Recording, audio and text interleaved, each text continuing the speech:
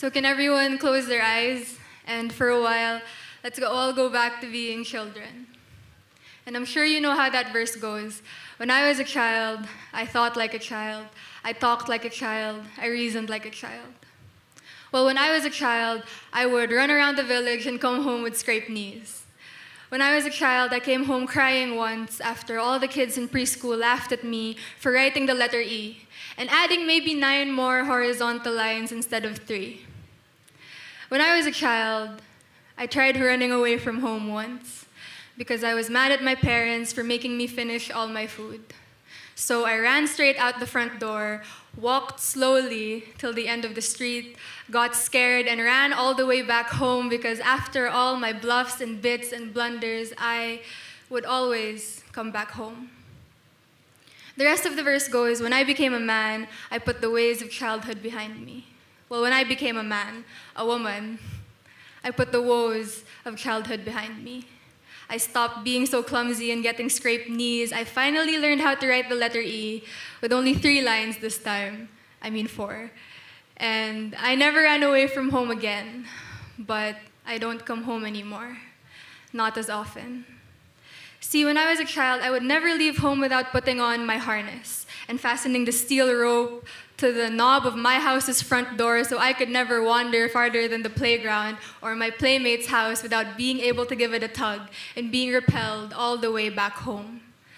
But as I grew up, I gave up my gear, saying that the steel was too rusty and the harness was too heavy, so instead I tied a rope to a leather belt around my waist and I told home, if you need me, just pull me back.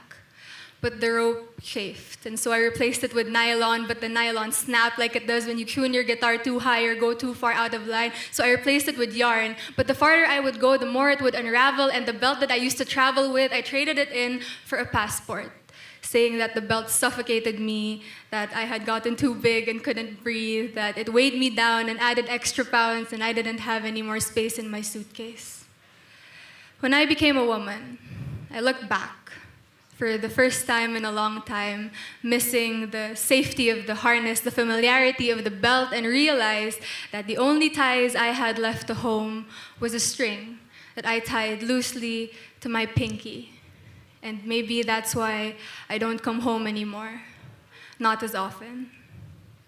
See, when I became a woman, I told myself, do everything in your power to keep that string from breaking, because on days when you can no longer find that string, some days you will have to follow your own trail of breadcrumbs. It could be the trail of cigarette butts, or flyer-decorated tree trunks, or chewed gum. It could be the trail of litter, or the litter of stray cats, or the litters of empty beer bottle, and while others battle to make it through the traffic and long lines, driving and deciphering through the street signs and stoplights, you know exactly the way to make it back home.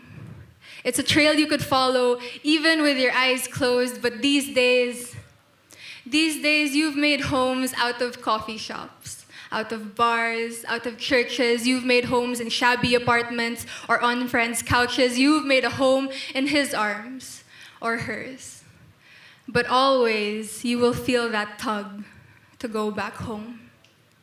See, the older I grew, the more I knew that home was not a concept. It was concrete. It was more than the place that you would go to for sleep or free food or money or Wi-Fi. It was the only place you could go to freely die and be born again and again and again, rebirth like clockwork once you realize that home is heaven sent, because after you've given pieces of yourself to the world, you will realize that there are pieces in your heart that only home can fill.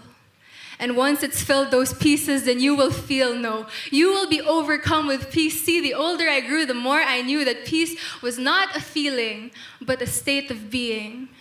Peace was not in the Band-Aids and the betadine that they would put over your scraped knees. Peace was in knowing that no matter how many blocks you would have to limp, eventually you would make your way back home. And peace was in knowing that the next day you would be able to run free, because pain is temporary, but your home is eternal.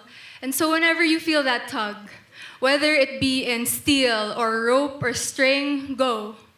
Follow your rivers, ride your trains or your buses or your planes. The plains and terrains will never be as smooth as the day you left, and on some days you will have to throw away your map and your GPS, and on some days it's gonna get so hard you're gonna have to sell your car and take baby steps. But once you feel that tug, then the only thing that should keep you going is the hope in knowing that you are coming home.